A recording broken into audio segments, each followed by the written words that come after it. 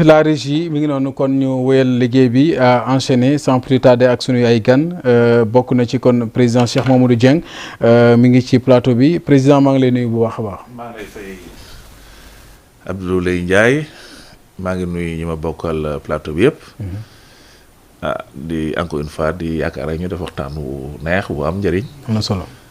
boo xam dina tax téléspectateurs yi gën a kontaan. am na solo macha allah bokk na ci kon Ali.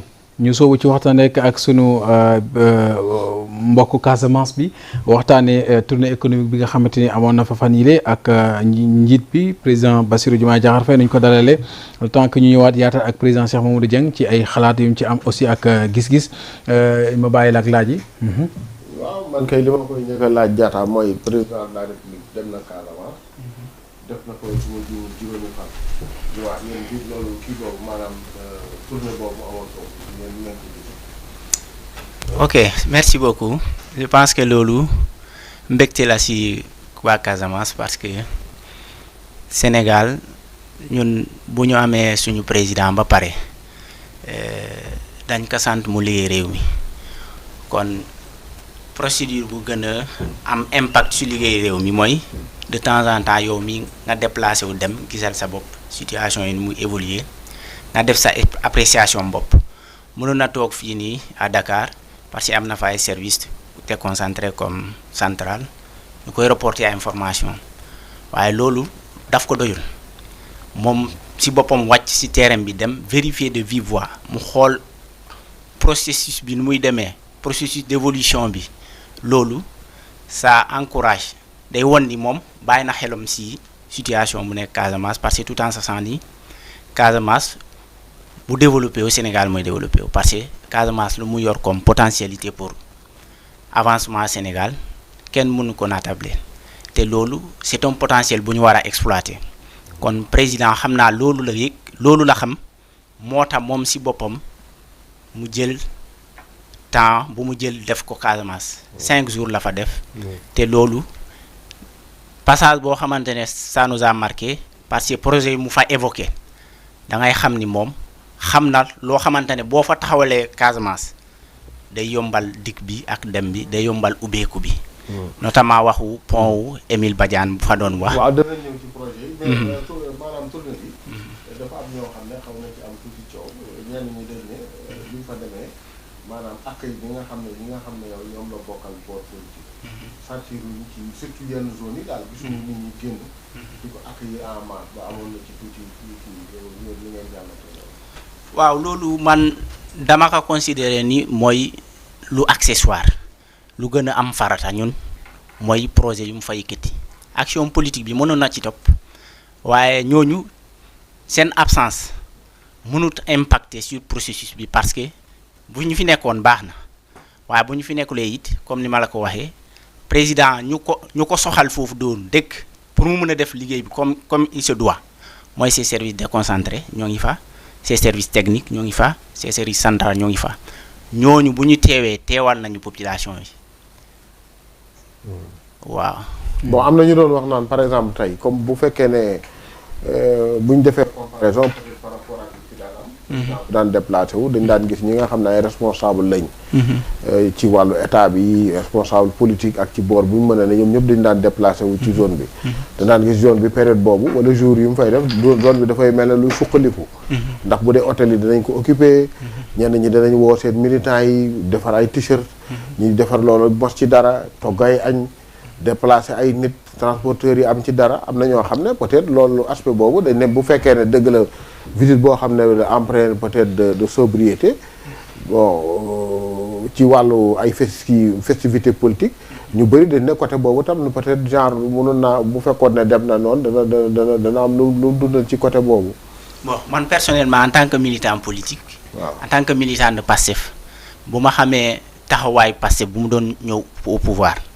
yenn mumbaay yi ñum yàgg nañu ko bañ te man loolu bu ma ko gisee dama ciy sant yàlla franchement waaye it bu amoon leneen lu ciy dollu yàqul waaye bu demee nii man dinaa ci sant yàlla parce que ça entre dans la ligne politique du parti ñun jarutoon ñuy déplacer ay militants di ci feya xaalis di ci yàq mumbaay di bëri ba président des fois sax bu muy lancer message nit ñi duñu ko dégg comme ni mu ko waree festivité bi day dem ba emporter lu ko soxal dëgg dem na fa comme ni ma la ko waxee boo amee un élu local le maire moom xam na problème dëgg collectivité am boo amee service déconcentré comme eaux et forêt direction des pêches direction ñooñu xam nañu jafe-jafe technique yu peser sur la zone ñooñu bu loon rencontré na population yi am na fa ay élus yu fa nekkoon les députés suñu députés yépp demoon nañu fa kon ñooñu ils sont suffisamment armés pour représenter la population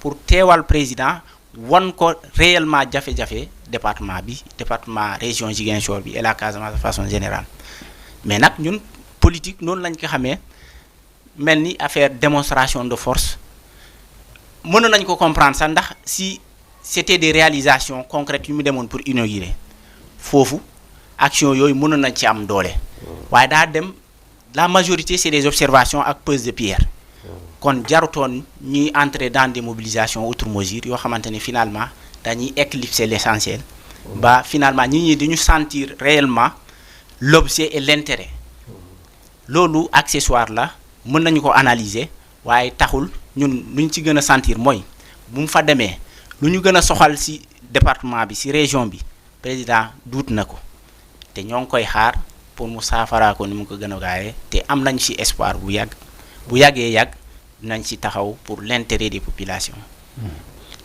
Aca Babacar. waaw man d'abord dama koy remercier ci leeral li mu def parce que boo xoolee Sénégal yàgg nañ fi gis ay présidents yu déplacé wu Mumbai bi am ëpp ci doole donc lu mel ni mu wax ni vraiment am na solo trop mooy le fait que président bi déplacé na mais li leen gën a soxal mooy naka la ñuy développé région Casamance léegi man tamit bëggoon naa ko laaj par rapport ak Casamance boobu dégg nañ fi li ñuy wax plan Diomaye Casamance sànq dégg naa tamit ngay wax ni président su déplacé am na fa gouverneur am na fa benn maire boo xam ne mi ngi fa xam na ak li nga xam ne mooy jafe-jafe askan bi mais plan Casamance boobu Diomaye bi est-ce que bi ñu koy def impliqué nañ ci doomu Casamance pour mën a xam ci zone bu ci nekk ci biir Casamance lan mooy jafe-jafe ba mu mën a tënk plan Diomaye Casamance boobu. Bon par rapport ak ça d'abord saluer l'orientation politique bu mu def. mën naa ne sa discrimination positive bi. D'abord balaa may xuus daa ne plan boobu c'est lié à la problématique de la région que nous connaissons Casamance comme ni ma la ko waxee daa bëri potentialité yoo xamante ne bu ñu sukkandi woon développer Sénégal. waaye daa fekk ñu amoon benn gàllankoor ci ginnaaw boo xamante ne faaw mu defar retard bi kon moom bu mu ñëwee boobu la teg plan am spécialement pour ñu sukkali Casamance fu mu nekkoon parce que am nañu ay déplacés ay dëkk lëm ñi avec le problème de la guerre dañoo déplacé wu ñenn ñi dugg Gambie ñenn ñi dugg Guinée-Bissau comme ça ñenn ñi su bëri bëgg a ñëwaat kon kooku bu muy ñëw lu muy tal mooy fu muy dëkk. bu dëkkee ba pare nga jox ko les requis minimum de développement mooy école santé éducation ndox te plan bi ci loolu la jublu léegi bu loolu yépp amee ba ñu stabiliser wu ñu door a dem vers l'ensemble des grands projets te président l'a tellement bien compris plan bi nag dañ kaa développer je pense c'est pour 3 ans loolu c'est une partie de la situation te ñu ngi koy ñaan mu gën a xóotal plan bi du daa mel ni à ce stade plan de secours la faaw ñu génnee étape de secours dem vers l'étape de développement combiner ko de façon concomitante pour affaire bi gën a gaaw parce que bu demee beneen instant mu taxaw ça amènerait peut-être les gens à reprendre les mêmes situations waaye ñu sóoraale anticiper bu plan 3 ans yi jeexee rek jarta xaar ñu anticiper ci développement bi n'empêche jusque là ñoo ngi rafetlu situation boobu waaye man bu dee am naa benn bémol bu ma ci am mooy connotation bu ñu yox plan bi man je pense que appellation il faut ñu changer ko mooy li ma fi waxoon Ali appellation bi sama conviction personnelle plan Diomaye parce que da nga ko personnaliser voilà mais bu ñu ko defoon un plan bu mel ni comme par exemple plan Kasumay c'est ça genre yu mel noonu mais allez-y ñu déglu plan boo xamante ne bu ñu ko tuddee rek duñ ci xalaat nit wala régime bañ ko personnaliser voilà loolu man sañ-sañ laa mu doon plan sama xalaat day transcender les régimes transcender voilà bu ñu mënoon ñu changer ko tëggaat ko bu baax dans un cadre beaucoup plus élargi waaye ñu changer appellation bi parce que ça c'est trop nominatif tout à fait te loolu ñu ni yàgg nañu bañ di def politique boo xamante ne dañu koy méngalee ay aspects directement politique te loolu plan Diomaye pour la Casamance c'est trop nominatif comme ni ma ko waxee Tout à rek fait. ñu tuddee ko un plan boo xamante ne globalement boo amee efficace rek kay wàññiwul dara. léegi li ma doon bëgg a wax mooy. par exemple ci yaa ngi lim bi mu fa demee. li nga xam ne peut-être sumb na ko fa. lu mel ne pont Émile Badiane boobu dafa mel ne lu yàgg doon na loo xam ne lu yàgg lu nit ñi doon mébét la ak di ko laaj.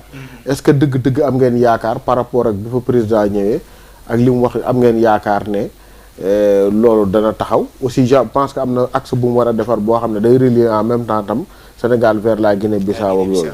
waaw ak loolu boo amee la ban njëriñ lay jeexital lay am zone bi. xam nga Casamance daa nekk région boo xamante ne bu nekk entre deux pays. entre la Gambie et la Guinée. Gambiens yi bu ñu buggee transiter dem Guinée Casamance la ñuy jaar. Guinéens yi c'est la même chose te ku xam zone boobu ñaari état yooyu dañuy inter-échanger lu bëri. loo waral ñun suñu infrastructure routière yi par rapport du poids de la charge dañuy gaaw a effrité wu. kon pont boo xamante ne des années c'est 92 xaw ma xam foofu boobu lañ ko defaree ba tey. pont boobu continuer di fa nekk bu ñu ko doon defar infrastructure routière bu ñu ko doon defar dañ koy méngale ak sa mobilité année 92 ak mobilité tey du benn. am na densité supplémentaire au-delà de la densité waaye dafa yàgg kon c'est normal nit ñi alarmé wu ci situation bi boo déggee nit ñi di def discours dañ lay waxu kaaw Batalu Joola ñii lañ ñu ne Batalu Joola alerte ba situation dugal ñu ci guuta kon bu ñu gisee yii alerte yi day gën a densifié moom président je pense que am na conscience parce que moom ci boppam daa dem ba foofu wàcc bu ñu la dugalee ci suuf pont bi boo gisee état de dégradation pont bi yow bi da ngay yéem et malheureusement axe boobu rek moo am pour rallier Ziguinchor au-delà de l'axe maritime kon situation boo xamante ne nar na préoccupé wu pépp sénégalais. Deuxièmement économie bu ma lay waxee bu nekk Casamance pour ñu génnee ko Casamance ñëw Dakar ñëw Sénégal de façon générale faaw ñu jaaree ko sur ces axes donc ce projet là bu ñu mënoon am projet prioritaire mooy projet pont boobu noonu parce que bu dara xewee fa day bloquer toute la partie sud de la région et ça quels que soient les efforts yu ñu fay def du am njeextal parce que boo ñëwee ba foofu doo am fay jaar ba génne marchandise boobu. Deuxièmement ñu ngi interpeller le gouvernement par rapport à ce plan suñu axe dem ba Kafountine ku xam département bi ñu na particulier bu ma dëkk Kafountine mooy le fleuron économique tey le quai de pêche de Kafountine mooy deuxième quai région de Ziguinchor en termes de production de ressources halieutiques même ba fii Mbour Kafountine ravitaille la région de Mbour kon laaj nañu defar infrastructure dem boor boobu ñu defar tamit quai bi de sorte que lu fay génne comme économie mu mën a njëriñoo dangay dem foofu des fois nga fekk fa ay jën ñu fay yàqu am problème d'écoulement parce que l'infrastructure routière est périmée. Deuxièmement bu ñu naraan defar axe boobu noonu ba pare ñu fexe ba installer fa ay pont essuyé pont pèse essuyé comme ni ma ko waxee parce que dans le règlement UEMOA dañu lay naan charge bi bu ëppee tel niveau. dar nga ko wàññi. kon faaw ñu am foofu charge épier pour éviter bu ñu defaree tali bi benn jour après peut-être 3 ans après mu dégradé wu. boobu c'est un minimum pour aar tali bi parce que ñoom bu ñu jógee Gambie di dem Guinée pour la plupart du temps c'est des surcharges te contrôle côté boobu ñu ñi xam nañ lu mu mel on n'accuse personne mais ce n'est pas à la rigueur des fois c'est avec des dessous de table que ça se fait ils ne prennent pas tellement en charge la santé et la sécurité de l'infrastructure. Par contre pièces essuyées bu ñu amee ñu teg fa ay contrôleur foofu c'est flagrant bu ñëwee bu yégee balaa muy wàcc da ngay xam ni il a surchargé ou pas. bu surchargé mu déchargé après boobu tey mu ngeen dagg ko facture mu dem situation gën a régulariser wu quoi mais plan bu soxal Casamance la même si à l'état bu mu nekk nii bu ñu ko amélioré wul plan de secours la te secours daa doyul ci Casamance. il faut secourir mais également il faut planifier dans le long terme. mais Abdou li mu doon wax sànq mu ngi doon wax ci cadre développement am na solo trop ci président de la République mais ginnaaw moom tamit Pastef la nekk mënuñu ñëw toog fi te duñ ko laaj naka la gisee coow li am ci biir Pastef diggante coalition Diomaye ak li nga xam ne mooy Pastef li nga xam ne ñoom ñoo lañ doon faral di wax Diomaye mooy Sonko mooy Diomaye. coow loolu bon c'est une question posée autrement par rapport ak question bu mu doon laaj fii ak mobilisation militaire yi. ñun comme ni ñu ko waxee rek ñun suñu préoccupation mooy développer Sénégal ci ligne boobu dañuy fexe ba am seetlu politique bi ak économie bi man mii bokkoon naa ci ñu woote ni bu kenn dem di accueillir président Bassirou Diomaye Faye. lu tax en tant que autorité responsable politique loolu c'est dans le cadre politique parce que xam nañu moom ak suñu leader muy Ousmane Sonko ba tey am na lu xew seen diggante ba tey leeragul ci militant yi kenn xamul exactement. mais bu dee ñoom ñaar bu dee kii la mooy ñoom ñaar boo leen gisee apparemment bu ñuy dox doo gis benn problème de. man ça li ñuy affiché ci sur le plan institutionnel ba pare le premier ministre assemblée nationale nee na dafa am lu ñu doon clarifier léegi leer na. waaw leer na suñu bopp loo waral mandu bi dafa leer suñu bopp dañoo xam ne fu ñu nekk nii ku ne mu ñu jéem a ut pexe te ñun militants yi kenn du ñu amale si yooyu ñun Ousmane Sonko la ñuy gëm moom la ñuy topp. même si dañu koy topp si ay principe parce que si principe la ñuy woo. bu dee c'est un militantisme engagé aveugle bu mu wootee ñu dem accueillir le président dañuy dem tout bonnement. mais xam nañu ku doon woote premier ministre il était dans l'obligation de comment on l'appelle ça de la subordination. mooy premier ministre président sant ko dara. daf koy def ni mu ko waree léegi ñun en tant que militant conscient et responsable xam nañu nu ñuy doxalee suñu politique. bu politique jotee daañu def suñu politique. bu économie ak développement réew mi jotee dañu koy def tranquille mais naka lañ mën a def ba seppi politique bi ak askan bi mooy c'est-à-dire république bi laa bëgg a wax mooy c'est-à-dire am na ci loo xam ne pour askan bi yëpp la. mooy le président de la république son excellence Diomaye Faye. mooy président au Sénégal yëpp. le premier ministre monsieur Ousmane Sonko mooy premier ministre Sénégal nan lañ mën a def ba nga xam ne yooyu duñ ko jaxase ba réew mi dina mën a soxali rawatina Casamance boobu. non loolu kay moom leer na ba pare parce que comme ni ma la ko waxee keroog bu mu demee Casamance am na ay maires yoo xamante ne sous la bannière Pastef lañu leen élire ay militants convaincus Pastef la mais quand la République a appelé dem nañu rejoindre la République xam ni lii développement République moo ñu soxal mais boo leen laajoon en leur fort fait intérieur bu dee dañuy am taxawaay politique duñu fa dem waaye xam nañu ñoom ay institution lañu ñiy représenter population bi. am na solo président Cheikh Mamadou Dieng yaa ngi teewlu waxtaan bi ban analyse nga am ci tukki président bi ca fële nga xam te moom mooy bi mu defoon jeex na sax mais bon c'est toujours d'actualité dañoo topp kaan bi rek ba fàtte cee waxtu lu bëri donc nga am ci ban jàngat. en tant que expert financier. waaw di ko ak citoyen patriote. donc dañ koy rafetlu déjà et que lu ñu namoon la. tournée économique président Senghor moo ko fi indi. moo ko fi indi mais dafa nekkoon de vraie tournée économique. bi mu fi jógee Abdou Diouf li mu fi nekk yëpp deful tournée économique. Ablaye Wade très peu segam am na ndax fi la ma fekk et on était dans le régime du président Ablaye Wade. Macky Sall moo ko xaw a delloosi mais dafa xawoon dévoyé. folklore bi moo ci ëppoon ak i sabar leader yi ku nekk di def say t-shirt la guerre des pancartes. je sais ce que c'est vrai donc c'est vrai je sais ce que c'est la guerre des pancartes.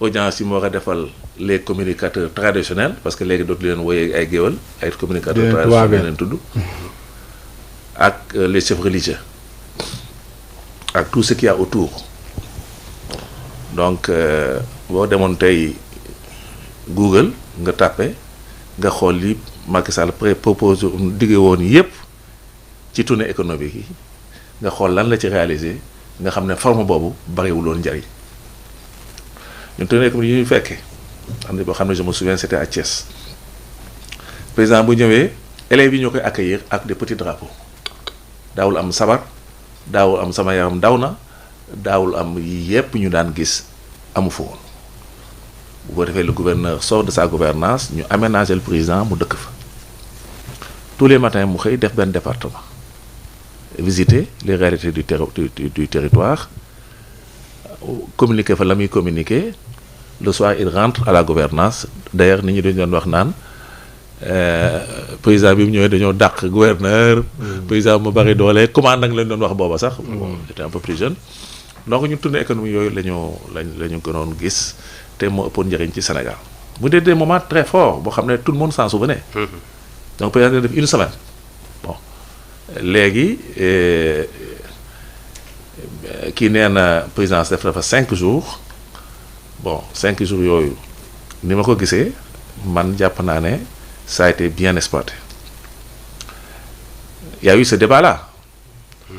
Bon, man, je ne suis pas Pastef, je ne suis pas membre du parti Pastef, mais je suis un allié du Pastef. Je fais partie de la coalition Diomaye président. Donc li mu wax ni man loolu laa ànd président de la institution la. Tout à fait. Donc man luy affaiblir institution man duma ci bokk. Rawatina koo xam ne man damaa sonn pour fal ko bokk ci coalition bi ci koor gi dem campagne. Et puis les gars du Pastef là ils nous ont fait cotiser hein. li ñu doy bon ñu dem ba nëgëri vraiment ñu bëgg dugal ci yenn programme yi. man moom loolu wax dëgg yàlla du ma ci sawar. Chaque chose à son temps. Tout à fait. Je pense que visite la boo xam ne dana marqué Casamance surtout les jeunes très longtemps comme li ma leen net lii ci Senghor. ci jamono boobu. Donc vraiment passage du président de la République dans une région. waxantuma nga dem ci yenn département yi parce que dégg naa dem na foo xam ne. waaw ñooñu nee nañ président mosuñu gis foog naa. voilà donc loolu c'est c'est très bien c'est extraordinaire même pour cimenter la République. Tout à fait, tout à fait. waaw c'était fait man yooyu lu ma frappé la rawatina di zone boo xam ne dafa bari ay jafe-jafe la région de Casamance. À travers l'histoire, il y a eu beaucoup de petits problèmes. Mais aussi, nous avons des difficultés quand même, réelles, par rapport aux autres régions du Sénégal. Mais cher, par exemple, man li may ragal mooy xam nga par exemple régime surtout bu ñu jëlee peut-être bi ñu gën a jege mooy Macky Sall ak ses conseil des ministres décentralisé même bu fekkee ne c'est pas la même chose dañ daan gis da daan dem ci région. ñu def dëgg ay annonces yu rëy mais finalement demee bu ab diir les gens bon en terme boo évaluer par exemple par rapport ak li mu doon def ak li ñu annoncé woon li ñu ci réalisé peut-être moom mooy loolu. peut-être comparaison n'est pas raison mais fii est-ce que tam mënuñu ragal lu mel noonu am. waaw mais loo xam nga loolu ñëwagul bon man li nga wax loolu laa wax dama ne boo demoon tey Google nga xool promesses yi Macky Sall defoon pendant la toute réalisation yi di nga gis ne am na différence. Du bari ça n'a pas été fait et j'ai dama wax loolu pour mettre en exergue le côté folklorique boo xam ne bariwul njëriñ c'est ça que je dis maintenant est-ce que du mel ni yële moi je ne sais pas je souhaite que du mel noonu amiin hein je pense que notre jeune contradicteur ou participant aussi le souhaite parce que bëggul sax ñu tudde ko plan Diomaye pour personnaliser tout à fait li mu def mais ñu tuddee ko rek plan am na appellation yoo xam ne yu bari aussi moo waree na suñu camp aussi on a quelques problèmes de communication parce que moom li tax mu wax lii am na lu tax tout à fait lu tax mu ñëw souligner ko am na lu tax évoqué na ay problèmes yoo xam ne ça a été facilement réglé bien sûr la surcharge à l'essieu tali bu ñu koy tabax dañ naan tali bi mën na supporter ba tant de tonnes oto yi fay jaar bu ko ëppee loolu tonnes yooyu mu ëpp mooy surcharge à l'essieu ici mooy affaire ne ci suuf. Tout à fait. Partout boo jógee woon fii di dem Thiès di nga fekk benn booy génn Bargny pont bascule am na ñu koy wax pont bascule. mais est-ce que du loolu. lu tax loolu ma terminé sinon je vais waaw bien sûr. boo dugg la plupart boo génn Thiès bala nga dugg Xombal am na beneen am na lu tax amul Casamance des choses aussi élémentaires. C'est pas réglé en Casamance. ba muy cité le pont Émile Badiane defe naa ne ku ko fa defoon du Abdou Diouf xaw ma. kooku yow bi tabax yow juddoo. waaw Émile Badiane. qui tombe da ngay gis muy craquer quand les camions passent. muy toj di wadd. et jusqu'à présent ce problème là il est réel. donc yooyu aussi dafa bokk ci jafe-jafe région boobu yoo xam ne en urgence en plan d'urgence. dañ ci war a jub. donc man en tout cas je me félicite de la visite du président. Bon, damay féliciter aussi les populations. Tout à fait. Parce qu'au départ, peut-être, on a un tout petit dilettante quand même. Hein? Bon, on a un tout petit mbalo. On est un peu trop fort. Politique, il faut pariser au Sénégal. Tout à fait. Je le regrette. Parce que nous avons une élection, nous gagnons 54%. Nous savons vraiment l'autre cas là, dans le ils sont définitivement silencieux. Nous avons fait des mbiccio di mbalo ba revigorer le front de l'opposition ba actuellement ils reprennent du poil de la bête et la politique dafa dellusiwaat encore ci biir Sénégal. te man contexte politique bi à outrance man pour man mun ñu tabax Sénégal. ci contexte man déedéet. élection daal bu ñu ko passé. dañu am état de grâce boo xam ne dañuy liggéey. bu ñu defee état de grâce ba mu jeex ñu liggéey léegi bilan moo fi nekk. ku fi def liggéey bilan bu baax nit ñi teg la fi ku fi def bilan ñu jëlee la fi. waaye nag politique 12 mois sur 12. 24 heures sur 24. man forme boobu dama yaakaar loolu day tardé Sénégal. dem rek laa ci waxtaan ak benn kilifa ñuy waxtaan ñuy seetaan kaan bi rek gis infrastructure ñu wan ñu paysage Maroc ma ne leen parfois nag. da nga naan foofu laa doon ñëw. xam nga man c'est un pays que je connais très bien. parce que j'ai fait une partie de mes études. parfois da nga naan démocratie dañoo tardé. non ay élections yu dul jeex c'est-à-dire. souvent voilà président quand boo gisee ne Maroc dafa génn 5 années de sécheresse successives. réaliser lii mu réaliser. macha allah. te du xaalisu marocain yi. naar yi les saoudiens les qataris et cetera ñoo def ay projets viables nit ñi am ci confiance ñu financer ko. fi mu ne ñu ngi def benn port en eau profonde à Dakhla. C'est pour l'Afrique noire. Dakhla la ñu def port en eau profonde def fa chemin de fer ba Bamako ba Niamey ba Ouagadougou les pays de l'AES ñoom déjà ñu ngi xool déjà pays yooyu bu demee ba am jàmm parce que jàmm faaw mu am. naan leen économiquement wuute leen benn port boo xam ne dañu wax na port bi parce que yéen a ko moom. yéen a koy administré. avec l'argent des autres. Nous avons ici à Dakar un port en eau profonde. Maliens di ñoo am fi un port franc. Trafic bi jaar Abidjan par la route trafic bi jaar Guinée Conakry mu ëpp fuuf trafic bi jaar dak Sénégal et le problème mooy déranger wul nit ñi déranger wul même les autorités portuaires donc loolu laa ne fii de ce point de vue là am na liggéey yoo xam ne dafa taxaw ñu wàcc jublu d'urgence. teew parce que les gens sont en train de passer devant nous. te dañu am potentiel. Marocains woo ñu concurrencer ñun sur la côte ouest africaine. mais enjeu stratégique yooyu mënuñu ci wax parce que politique suba. politique ngoon politique midi. man daal vraiment loolu la déplorer. et encore une fois ñu féliciter président ci dem bi mu dem Casamance di féliciter aussi population yi taxaw bi ñu taxaw les autorités population aussi wax nañu lu ñu bëgg. donc tournée économique daal man loolu laa ci xam. nooyi nag ça dépend. kii da ko doon waaye conseil des ministres décentralisé. moom la Abdou Macky Sall doon wax. waaye ay xumbal moo fa ëppoon. que voilà li ñu daan gis. boo demee YouTube wala nga dem Google.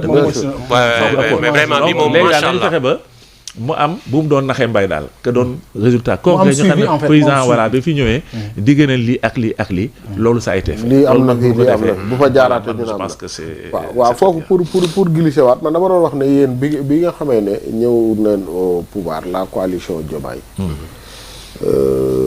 dafa am loo xam ne lu rëy luñ digoon nit ñi mooy rupture par rapport ak li fi doon am ba mu amoon mu suscité woon espoir bu rëy moo tax d'ailleurs seen 54% yoo 54% yi ñu am ko mais aujourd'hui est-ce que lii xaw a nuroo moom junj na ko même boo déggee moom ci biir waxam en tant que militant Pastef boo déggee ni mu waxee yooyu est-ce que yooyu noonu nit ñi di xaw a percevoir que actuellement day am ay difficultés entre la coalition Diomaye ak Pastef est-ce que yooyu finalement du dem ba nga xam ne benn li ngi yaakaar yi noonu am ci yéen du am beneen bi mooy nit ñi le fait que bi ñuy voté aussi le duo lañ leen proposé. tout à fait est-ce que du dem ba nga xam ne aussi quelque part nit ñi li ñuy amoon ni adhésion ci li ngeen doon def loolu la. mais xam nga man je suis pour le jubóo. man dama jàpp ne surtout mag yi nekk ci coalition bi dañu war a yor puso di ñaw. et ne pas alimenter la division parce que division bi kenn amu ci intérêt.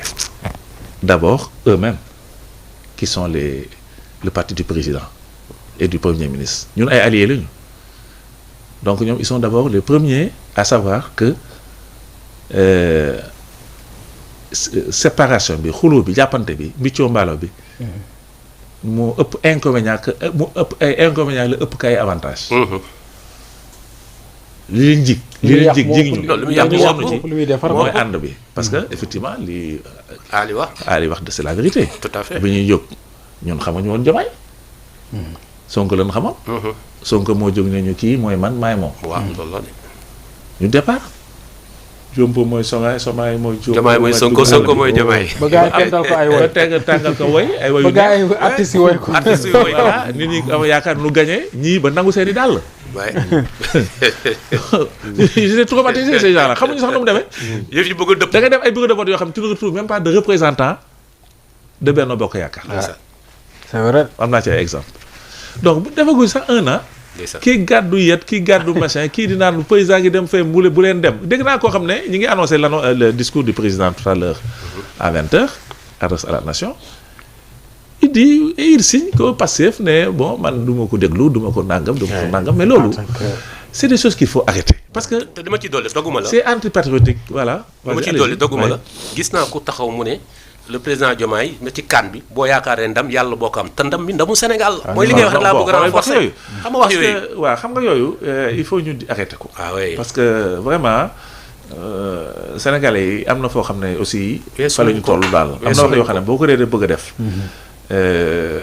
vraiment doo am écho bi nga xam ne moom nga kii man daal Ali li ma la mën tontu mooy ñun daal jubóo bi lañ ñaan yàlla mu am kaay nag mi ngi fi bon mais est-ce que du ma provoqué waat est-ce que du aussi parce que bi ngeen nekkee ci opposition bi li ngeen diggee ak ni ngeen yaakaare woon ne bu ngeen toogee noonu lay demee est-ce que ñëw leen yëf yi gën a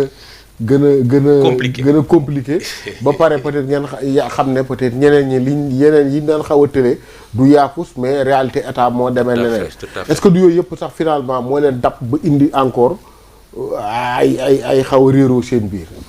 non bon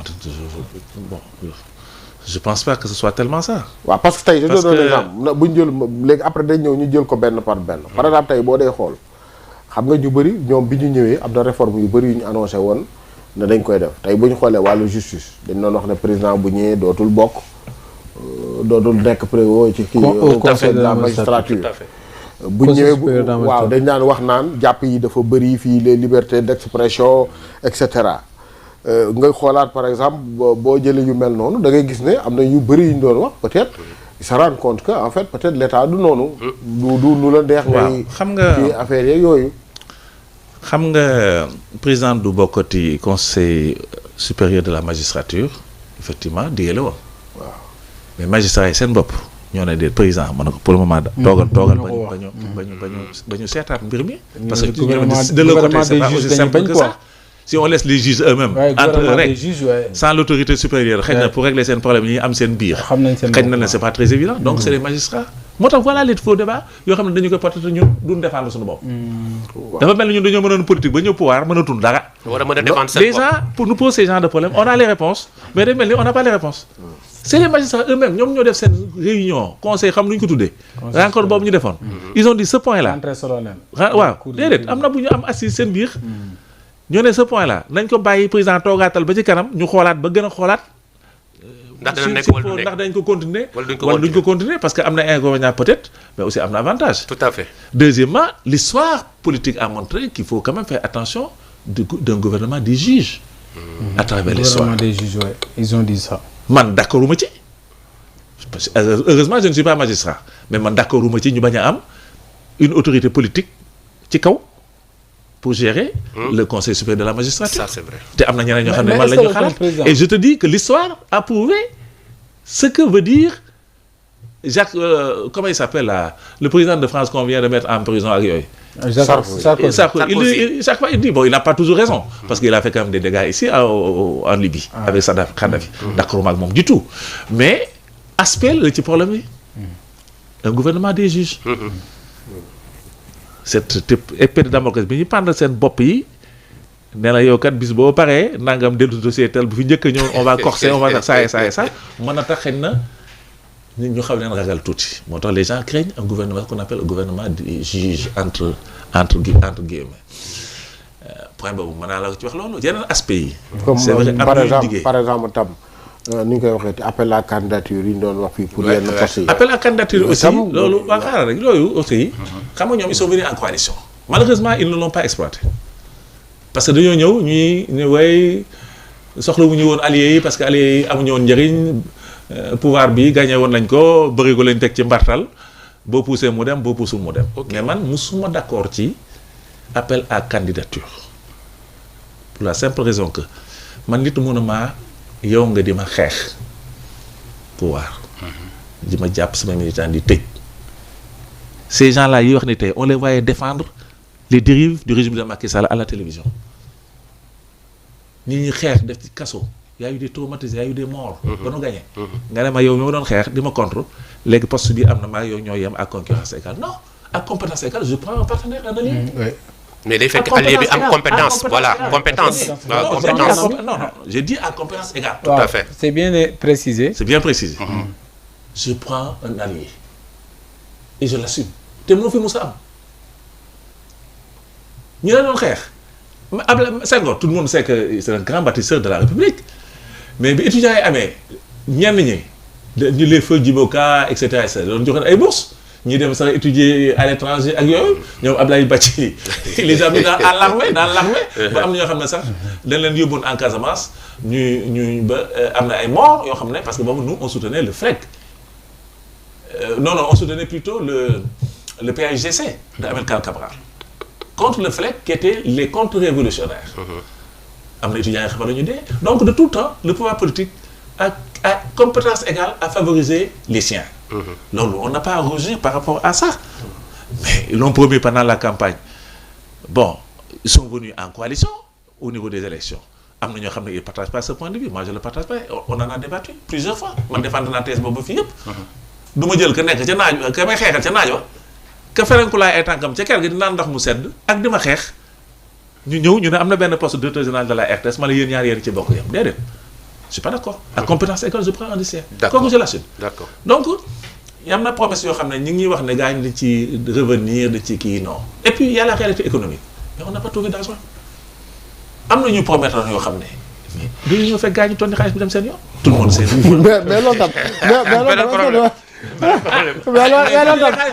mais loolu tam est-ce que du justification waaw wala explication bu yomb rek parce que tey damay jox benn exemple non par exemple tey la présidente du FMI a parlé il a dit que dette cachée rek am na waaw mais dette cachée ne veut pas dire que dette cachée ne veut pas dire fortement dañoo sàcc xaalis bi aussi. Non, on a dit on est à 124% du PIB kooku du lu ndaw. mais monsieur Dieng est-ce que dañ nar a taxaw rek toujours ne xaalis amu fi gars yi dañ nar a dañ sàccoon xaalis bi jëmal abadan est-ce que foofu rek la ñu war a taxaw. est-ce que waruñu ay solution ñu ngi topp tànku sàcc bi. non sàcc bi boo koy topp. mais dafa war a am tamit loo xam ne sénégalais yi mënuñu xaar du topp voilà. ñu ngi doxal non attends nag. ah mais affaire dëgg la Diatta doxal bi ñu ngi dexal. moo naraloon ñu defar plan de redressement. c'est l'alternative de la situation bu ñu trouvé sur place. yaatal assiette fiscale bi xool niche fiscale yu si des yoo xamante ne comme affaire pari foot. mais Diatta même foofu noonu. même yoon boobu ngeen jaar gars yi dañ leen ci critiquer parce que xam nga li ñuy wax mooy. waxuñu sax ne yéen la. même dañ leen accordé loolu. mais dañ ne peut-être Macky bi mu fiy jógee fekk na poche yi nit ñi am ay jafe-jafe. tout à fait nu ñu ko mais problème bi mooy. yéen fi ngeen bëggee jël ci fisc yeeg yooyu mooy nit ñi dañoo yoru dara ba pare. xam nga ñun dañoo jiital processus de développement bi. xam nga ñun gars yi loolu la ñuy wax de. xam nga problème ñun dañoo jiital processus de développement bi. waaw ñun dañuy xaar ci ñenn ñi balaa ñuy xool ñun lañ mun a def. or la priorité mooy ñun ñu joxe suñu moyen ba pare bu desee ñu xool feneen. mais Diatta dañoo yorul dara. non yor nañu ko ba pare. yor nañu ko ba pare de dañ kaa exploité wul comme ni nga ko waree. sinon bu ñu ko exploité ba dugal ko ci gafaka réew mi. du ñu ko dugal fu ñu ko waree. looluy problème yi xam nga werante bi ak question dette cachée bi. ñun bu ñu commencé IGF moo gën a rendre rapport. sénégalais yi naan ñi sont pro Diomaye bu ñu fa jógee Cour des comptes certifié ko ba tey doyaluñu cabinet Mazars wax ci waxuñu FMI wax ba tey am ñuy toog di laam-laamee FMI ñun ñoo ko moom. FMI dem ba confirmer ko kon loolu ku ci attardé wu mooy yow bëggoo Sénégal préoccupation mooy nu ñuy def ñii yóbbu xaalis bi ñu delloo ko loolu lay wax. mais sénégalais yaa ngi xaar de. waaw sénégalais ñu ngi xaar. dañoo wàññi li Ali wax laay dellu soit est-ce que intention ak action. parce que intention bi mooy am na yéene bi. waaw mais action bi ñu yaakaaroon ne bu ñëwee dañuy bës bouton yi fekk tamit réew beneen dafa am yeneen loolu réalité amul fenn ñoo ngi ci action parce que dañoo wàññi carburant wàññi gaz yëgoo ko. non allez-y loolu Sénégal yi les sax gaz bi nee nañ yokkul de fa mu nekkoon la. déedéet déglu ma rek. non fa mu nekkoon mën nañ yaakaar mu am. incha allah bees loolu la ñu souhaité mais maanaam fa mu nekkoon la nekk boutique yi xam ne commerçant yi ñoom. deuxièmement ñoo doon def seen yooyu rek. boobu également gaz bi tamit cours mondiaux yi wàcc nañ bi yàgg. ba yu bëri wàññi. déglu ma rek aussi am na boobu également combat de citoyenneté ci waat ci transfert d'argent yi. par rapport ak la non conformité par rapport à la non conformité combat de citoyenneté la état du dem ba certifié ni lii wàññi na boutique yi toog si koñ ba di def lu ko ne yéen ñi fa nekk tamit ñi koy bàyyi si loolu waaw loolu dëgg la loolu ñi ni ñoo ci war a taxaw suñu taxawaay mais Ali dañuy dem ci Babacar temps bi dañuy dem ci Babacar waaw nee na cokkaas xam nga laa doon mais yéen c'est-à-dire que aujourd'hui dëgg la vraiment jigi naan ceeb bi wàññi nañ ko wàññi yi am na te c'est pas la première fois aussi ñu def ko mais est-ce que yéen seetlu ngeen lenn yéen ñi nekk au pouvoir c'est-à-dire que aujourd'hui yéen attentes yi ak yaakaar yi nit ñi amoon ci yéen dafa rëy ba nga xam ne même acte yooyu bu njëkk boo ko da gouvernement posé woon sax da ngay gis nit ñi naan diw di gi wàññeeku mais fii di ñu leen ne pat di leen xool rek mel ne jul lu gën a xóot lu gën a kii di lay xaar ci yéen merci beaucoup bon bàyyi lu tontu ci loolu loolu boo toppee discours président Ousmane Sonko bu ñu nekkoon opposition da leen naan réew mi bu ñu koy defaat du yomb yàgg na ko wax ñi parce que lu ñu fi fekk dafa wax na ko nee na plat bi ngeen commandé soit plat gëm nañu mais nag du mës a yomb nag jaata waaw du ba keroog ñuy dem waaw du mës a yomb non day il faut ñu gëmloo Sénégalais comme quoi benn affaire tamit mooy que bu ñu jàpp ne affaire yi toog bët bu son la muy dem c'est ça gis nga dañuy gën a dem parce que benn misaal laa la jox pour daaneel am na benn woykat bu ñu doon wax Thione Seck yàlla na ko yàlla xaraajana am na benn woy bu ñuy wax Marodi naa ñu doon saraxe ñu ngi sakkanal ñu doon maye ñu ngi nëbbatu loolu kañ la ko way mais dafa mel ne moom la ñuy dund ba tey pour wan ne la